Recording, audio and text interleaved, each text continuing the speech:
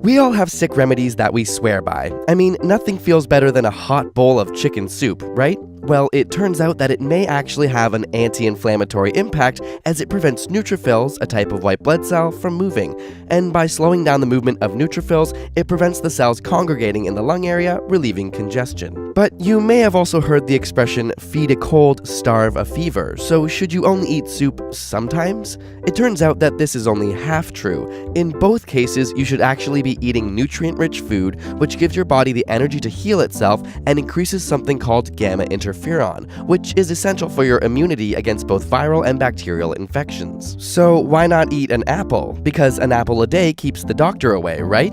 Well, to a degree. 100 grams of apple contain the same antioxidant power as 1,500 milligrams of vitamin C, which has been shown to inhibit the growth of both liver and colon cancerous tumors. Their peels, which are rich in flavonoids, are also linked to a reduced risk of coronary heart disease. So while it may be associated with less visits to the doctor, and as a preventative medicine for your overall health, its impact on the common cold is still debated. So what about just taking lots of vitamin C, whether in the form of lemons, other foods, or pills? It turns out in a double-blind study, it didn't reduce the incidence of the common cold. However, it did significantly reduce the length of colds. This may be due to the increased growth in T cells, which are white blood cells involved in your immune response, as well as an increased production of interferon, which causes virus-infected cells to ramp up their antiviral defenses. If you're in need of some immediate relief for a cough or sleeping difficulty from a respiratory infection, honey has your back.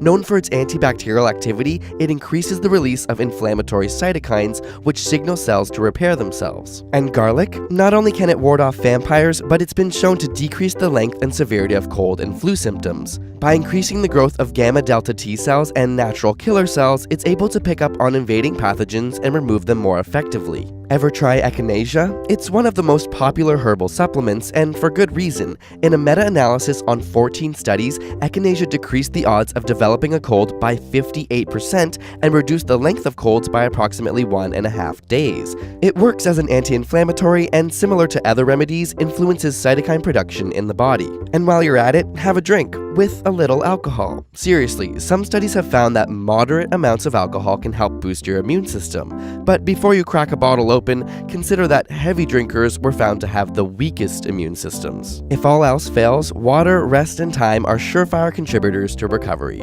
So which sick remedies are just plain old false then? We break down the top sick myths you thought were true in our new ASAP Thought video and use scientific research and evidence to debunk them. Click on the screen or the link in the description to see that video. And hey, our book, which answers even more of your burning questions, is almost out. So if you haven't got your copy yet, head on over to asapscience.com/book and be the first to get your hands and eyes on it. And subscribe for more weekly science videos.